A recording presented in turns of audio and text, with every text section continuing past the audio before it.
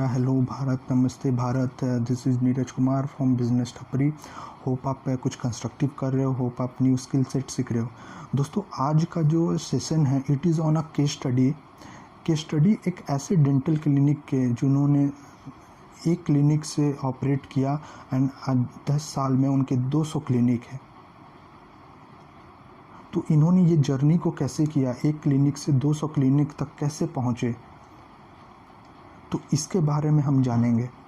तो गाइज, इस वीडियो को शुरू से एंड तक पूरी तरह से देखिएगा, अपने कान और आँख को खोल के सुनिएगा ताकि ये अपने बिज़नेस में आप इम्प्लीमेंट कर सकें, अपने बिज़नेस में आप इसको देख सकें ताकि आप स्केल कर पाए, आप ग्रोथ कर पाए। सो गाइज, ये जो केस स्टडी है, इस डेंटल क्लिनिक का नाम है सबका डेंटिस्ट। मैं इस क्लिनिक में एक बार, मैं जब मुंबई में था तो फिल्म सिटी के पास इनका एक क्लिनिक था। उस समय इनका नाम होता था माई डेंटिस्ट। तब मैं इनके एक डॉक्टर से मिला था to sell a financial product. तो मुझे उस समय नहीं पता था कि आज मैं घूम फिर के उन पे एक केस स्टडी मुझे बनानी होगी। सो गाइज, 2009 में इन्होंने स्टार्ट किया अपना बिज़नेस, नाम दिया total clinic, total dental care. तो दोस्तों, बिफोर स्टार्ट करने से पहले मैं आपको एक चीज़ बता देता हूँ। आपको अगर एक क्लिनिक से, एक रेस्टोरेंट से, एक ऑफिस से, एक दुकान से, एक आउटलेट से अगर आपको 100-200 आउटलेट तक पहुँचना है, दुकान तक पहुँचना है, रेस्टोरेंट तक पहुँचना है, ऑफिस तक पहुँचना है, तो आपको जो पहला है, आपका जो पहला दुकान है, पहला आउटलेट है, पहला स्टोर है, पहला क्लिनिक है, उसको आपको सक्सेसफुल करना पड़ेगा। ये ध्यान से सुनिएगा, ये एक अचूक मंत्रा दे रहा हूँ। पहला आपको पहला आउटलेट, पहला किराना दुकान, पहला ऑफिस, पहला रेस्टोरेंट आपको सक्सेसफुल करना पड़ेगा। सो इन्होंने 2009 में इन्होंने स्टार्ट किया, नाम दिया था टोटल डेंटल। टोटल डेंटल एक क्लिनिक से इन्होंने स्टार्ट किया था। 2010 तक 4 आउटलेट थे। बट इन्होंने बहुत गलतियां की वहाँ पे। उन्होंने लोकेशन उनका सही नहीं था, प्राइसिंग सही नहीं था, कस्टमर कैसे एक्वायर करना था वो नहीं पता था, उसको रिटेन कैसे करना है, टैलेंट को कैसे रिटेन करना है, प्रॉफिटेबिलिटी कैसे डिफाइन करनी, कुछ नहीं पता था। तो ये गलती ये कर रहे थे कि इनकी जितनी भी 4 क्लिनिक थे ये इंडिपेंडेंटली ऑपरेट कर रहे थे। मतलब एक क्लिनिक और दूसरे क्लिनिक, तीसरे क्लिनिक के बीच में कुछ भी कॉम्बिनेशन नहीं था, कम्युनिकेशन नहीं था। सब अपनी क्लिनिक अपनी मर्जी से काम कर रहे थे और उनका रेवेन्यू था कि हम डॉक्टर से, हम रेवेन्यू पे हम काम कर लेंगे, हम डॉक्टर से रेवेन्यू पे हम काम कर लेंगे और उससे ग्रोथ करेंगे। तो इन्होंने ये देखा कि ये तो एक बिजनेस मॉडल बना ही नहीं, इसमें तो प्रॉफिटेबिलिटी ढंग से आ ही नहीं है, ग्रोथ हो ही नहीं रहा है, बहुत छोटा सा हम कस्टमर बेस को हम देख रहे हैं। ये काफ़ी चीज़ें इन्होंने फिगर आउट किया कि बहुत प्रॉब्लम है बिजनेस मॉडल में, तो हम ग्रोथ ही नहीं कर पाएंगे, प्रॉफिट बना ही नहीं पाएंगे, तब तो हमारा नुकसान ही नुकसान है, राइट। तो फिर इन्होंने चारों जो आउटलेट थे, चारों जो आपके क्लिनिक्स थे, चारों जो क्लिनिक्स थे, इन्होंने उसको शट डाउन किया। 2011 में इन्होंने पहली एक फंडिंग ली और उस पहला जो उनका क्लिनिक था उसका नाम दिया इन्होंने माई डेंटिस्ट। माई डेंटिस्ट 2011 में इन्होंने नाम दिया। दोस्तों, अब आपको ये मैं समझाता हूँ कि पहला क्लिनिक कैसे सक्सेसफुल बनाया जाता है। अगर आपने पहला क्लिनिक, पहला आउटलेट, पहला ऑफिस, पहला रेस्टोरेंट आपने सक्सेसफुल बना लिया तो आप 100, 200, 500 भी ऑपरेट कर सकते हो। तो इन्होंने पहला क्लिनिक को कैसे सक्सेसफुल बनाया? सबसे पहले दोस्तों, इन्होंने लोकेशन पे काम किया। लोकेशन, एक्सेसिबिलिटी बहुत इंपॉर्टेंट है। इन्होंने लोकेशन ऐसी जगह फाइंड आउट किया जहाँ पे हाईली डेंसिलेटेड पॉपुलेशन होती है। तो इन्होंने देखा कि जहाँ पे ICICI बैंक का ATM या फिर कॉफ़ी कैफ़े डे जहाँ पे है वहीं पे हम अपना ऑफिस खोलेंगे, क्योंकि वो डेंसिलेटेड पॉपुलेटेड एरिया होता है, हाउसिंग पॉपुलेटेड एरिया होता है, मार्केट पॉपुलेटेड एरिया होता है, तो हम कस्टमर को हम ग्रैब कर सकते हैं। पहला चीज़ लोकेशन बहुत इंपॉर्टेंट है, इन्होंने उस पर काम किया। दूसरा, लोकेशन से साथ इन्होंने ब्रांडिंग पे ये काम किया कि इन्होंने माई डेंटिस्ट तो नाम दिया, लेकिन वो जानते थे हमको स्केल करने के लिए हमको सेम तरह का हमको डिज़ाइन अपने ब्रांड पे डालना है। तो इन्होंने ग्रीन कलर का, बैक एंड में ग्रीन कलर का एक डिज़ाइन दिया, लिखा माई डेंटिस्ट स्माइल मोर पे लेस। ताकि ये सब जगह इम्प्लीमेंट कर सके। लोकेशन पे इन्होंने ये ध्यान दिया कि हमको लोकेशन जो है, हमको कमर्शियल स्पेस लेना है, तो 350 स्क्वायर फीट की हमको स्पेस रिक्वायर्ड है, जहाँ पे हम 2 डेंटल चेयर को हम बैठा सके, एक रिसेप्शन की जगह हो और एक स्मॉल लाउंज हो जहाँ पे कस्टमर पेशेंट्स वेट कर सके। इनकी ये लोकेशन मॉडल है। ध्यान से सुनिएगा गाइस, पहला इन्होंने कैसे सक्सेसफुल बनाया लोकेशन को, ये लोकेशन पे इन्होंने ऑपरेट किया। सेकेंड, इन्होंने ये देखा कि अब तो भैया हमने लोकेशन बना लिया, अब कस्टमर को एक्वायर कैसे करना है, ये बहुत इंपॉर्टेंट है। तो पहला जो कस्टमर जो इन्होंने वो एक्वायर हुआ कि उनका डेंसली पॉपुलेटेड एरिया में था, तो कस्टमर इनका नाम देख के, बोर्ड देख के ऑटोमेटिकली वॉकिंग तो होने लगा, बट इन्होंने free checkup and free consultation offer किया लोगों को, जो कि कोई नहीं देता था। आप हमारे यहाँ आइए, फ्री में आप कंसल्टेशन, फ्री में आप अपना दांत डेंटल को चेकअप कराइए और घर जाइए खुश रहिए।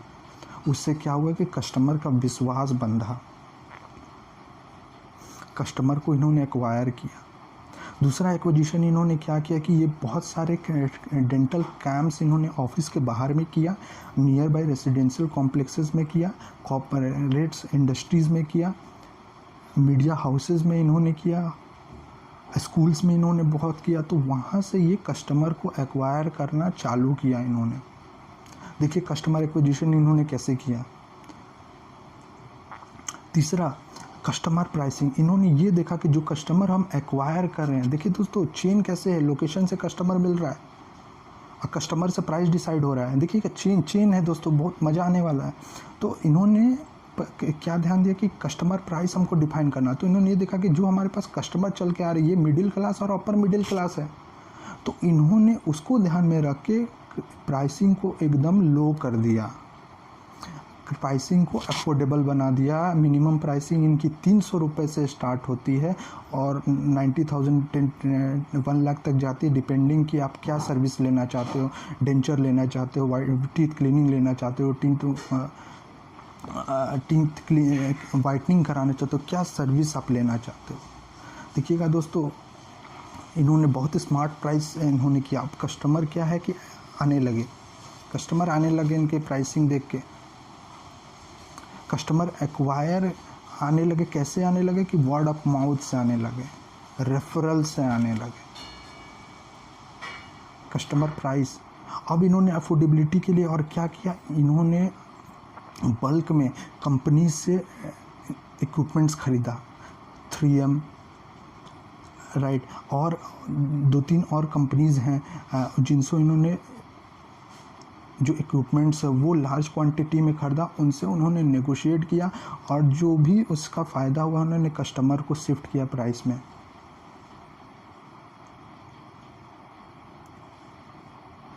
ध्यान दीजिएगा दोस्तों, कस्टमर प्राइस कैसे इन्होंने सेट किया।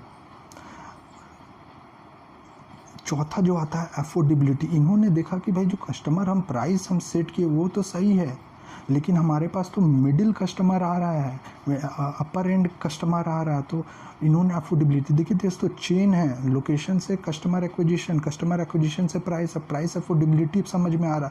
तो इन्होंने स्मार्टली क्या किया, इन्होंने स्मार्टली कंपनीज़ के साथ टाई अप किया कि हम प्राइस को उनको और अफोर्डेबल बनाएं। तो इन्होंने HDFC bank, ICICI bank, axis bank, HSBC bank, Bajaj finance से टाई अप किया ताकि ये debit card, credit card, net online transfer, RTGS, NEFT, cheque, सबके थ्रू सारी facility, online payment gateway, pay facility, सारा कुछ इन्होंने कस्टमर को दे दिया कि आपको जैसे पे करना है आप पे करो। बजाज फिनांस से इन्होंने टाई अप किया कि दोस्तों आप अपना ट्रीटमेंट को EMI में भी पे आउट कर सकते हो। अगर 10,000 के ऊपर जैसे ही उनका ट्रीटमेंट कॉस्ट जाता है वो EMI में भी पे कर सकते हैं। ध्यान दीजिएगा दोस्तों, अफोर्डेबिलिटी है, कैसे उन्होंने पहले आउटलेट को ये सक्सेसफुल बनाया। बजाज फिनांस के साथ टाई अप किया कि जैसे ही 10,000 के ऊपर ट्रीटमेंट प्राइस जाएगा वो EMI फैसिलिटी आप ऑप्ट कर सकते हो।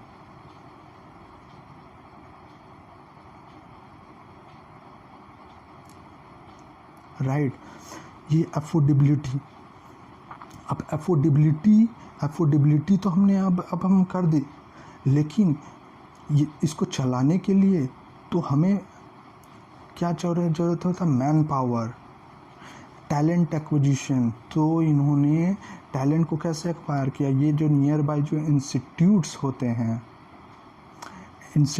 होते हैं जो डेंटल इंस्टीट्यूट है, डेंटल हॉस्पिटल है, वहाँ से अपने मैन पावर को एक्वायर करना स्टार्ट किया। ऑनलाइन उन्होंने जॉब साइट्स पे पोजीशंस को डाला, वहाँ से मैन पावर ये इनके खींचे चले आते थे। कॉलेजेस में जाके ये बल्क हायरिंग करते हैं। आज इनकी जो मैन पावर है वो ओवरऑल 550 प्लस मैन पावर है।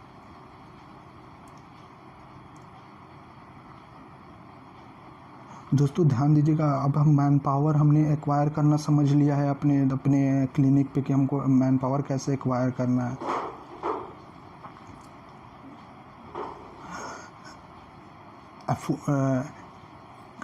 अब हमें ये देखना है कि अब तो हम मैन पावर जब हमने एक्वायर कर लिया तो हमें क्या चाहिए? एक कम्युनिकेशन, एक सिंक्रोनाइजेशन, एक सीमलेस कम्युनिकेशन हमको आउटलेट में बिल्ड, अपने क्लिनिक में बिल्ड करना है। तो इन्होंने टेक्नोलॉजी पे ध्यान दिया। तो इन्होंने क्लाउड बेस्ड टेक्नोलॉजी, जो पेशेंट टेक्नोलॉजी प्लेटफॉर्म होता है, उसको बिल्ड आउट किया। HR सूट बिल्ड आउट किया। उसमें सारा रिकॉर्ड कस्टमर का ऑनलाइन मिलता है, कब वो पेशेंट्स आए, कब वो क्या ट्रीटमेंट लिया, कितने समय पे लिया, उनका क्या हिस्ट्री रिकॉर्ड रहा है, EMR रिकॉर्ड रहा है, एक्सरे रिकॉर्ड रहा है, क्या प्राइसेस उन्होंने पे किया, ये सारे उनको रिकॉर्ड ऑनलाइन मिल गए हैं। ऑनलाइन केवल पेशेंट्स के लिए नहीं, ऑनलाइन डेटाबेस अपने एक एग्जिस्टिंग एम्प्लॉयज़ के लिए भी कि कब एब्सेंट कर रहे हैं, कब नहीं कर रहे हैं, क्या सैलरी विड्रॉ कर रहे हैं, कब ऑफिस आ रहे हैं।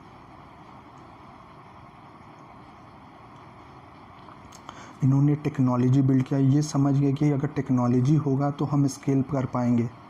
तो इन्होंने टेक्नोलॉजी को बिल्ड आउट चालू किया करना, टेक्नोलॉजी बिल्ड आउट किया। नंबर 6 आता है, अब टेक्नोलॉजी तो हो गई,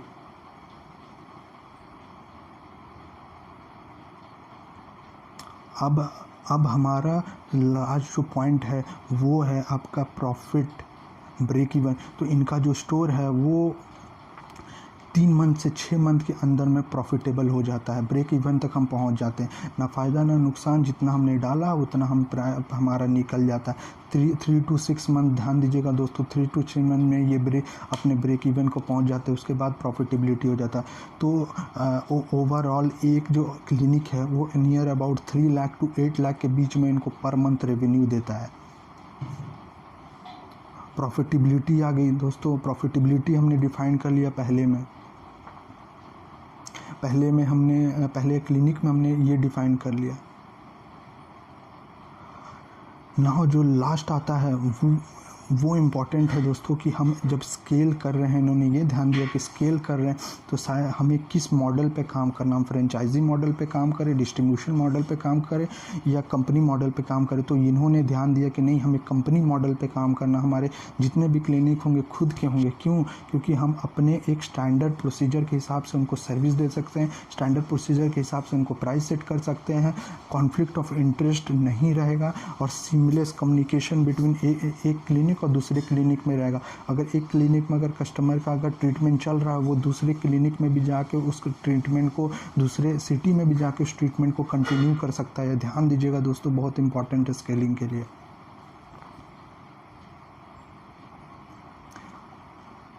टू 2009 में इन्होंने स्टार्ट किया था टोटल डेंटल केयर। 2011 में इन्होंने नाम दिया माई डेंटिस्ट। 2016 में आया सबका डेंटिस्ट। आज 200 लोकेशन पे काम कर रहे हैं दोस्तों। 500 के ऊपर टीम है इनकी। 6 लाख पेशेंट्स को ये ट्रीट कर चुके हैं। मुंबई, बेंगलोर, सूरत, पुणे, अहमदाबाद में ये काम कर रहे हैं। इंडिया के लीडिंग चेन में से एक है जिन्होंने इतना फास्ट ग्रो किया है। अब दोस्तों जब पहला ये क्लिनिक सारे चीज़ों पे सक्सेसफुल हो गई हैं, सेम चीज़ों को आपको दूसरे जगह पे केवल रेप्लिकेट करना है। केवल इस सारे चीज़ें आपकी सेट हैं, आपको केवल ऑफिस ओपन करना है और सेम रेप्लिकेट करना है, सेम रेप्लिकेट करते रहना है। मैंने शुरुआत में बोला था दोस्तों, पहला आउटलेट आपका सक्सेसफुल, पहला रेस्टोरेंट सक्सेसफुल, पहला क्लिनिक सक्सेसफुल, पहला ऑफिस सक्सेसफुल होना बहुत ज़रूरी है, ताकि आप बाकी सब ऑपरेट कर सकें। तो आप अब ओपन करिए ना, एक जब आपका सक्सेसफुल हो गया तो 50 करिए, 100 करिए, 200 करिए। होप गाइस ये सेशन आपके लिए it was a very useful session. Keep liking, subscribing, sharing, press bell button, तो ताकि ये बेनिफिट बहुत लोग इसको ले सकें, अपने बिजनेस में आज के आज इम्प्लीमेंट कर सके दोस्तों। Keep smiling friends, keep India fit and hit. I repeat guys, keep India hit and fit guys. Take care guys.